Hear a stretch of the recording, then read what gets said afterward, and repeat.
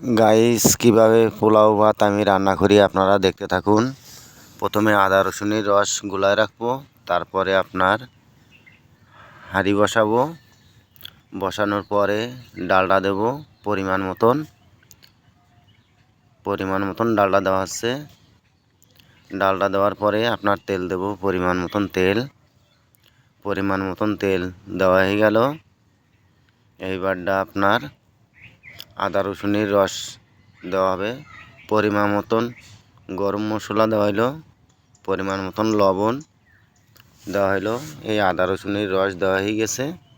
এইবারটা পানি ফুটে গেলেই আপনার চালটা অনেক সুন্দরভাবে ধুয়ে দিয়ে দেব। চাল ধোয়া আছে 15 কেজি চালের পোলাও রান্না হবে, তাই আপনার রান্না করা হচ্ছে। এই দেখেন চাল দিয়ে দিচ্ছি, পানি ফুটে গিয়েছে, এখন চাল দেওয়া হচ্ছে। চাল যখন দেওয়া হয়ে যাবে সুন্দরভাবে নাড়াচাড়া করবেন। আপনারা সুন্দরভাবে চাল দেওয়ার পরে সুন্দরভাবে নাড়াচাড়া করছি। এই দেখেন অনেক সুন্দরভাবে 15 কেজি চালের পোলাও রান্না করলাম। এখন পাউডার দুধ দিয়ে দিলাম সুন্দরভাবে দিয়ে। এই দেখেন পোলাও রান্না হয়ে গেছে, এখন লাবাই দিলাম। সুন্দরভাবে নাড়াচাড়া করে আপনার কয়লা দিয়ে দেবো উপরে, ঢাকনা দিয়ে তারপরে কয়লা দিয়ে দেব। তারপরে কিছুক্ষণ পরে আপনার সুন্দরভাবে ভেঙে দেব। অনেক সুন্দর পোলাও ভাত গেল।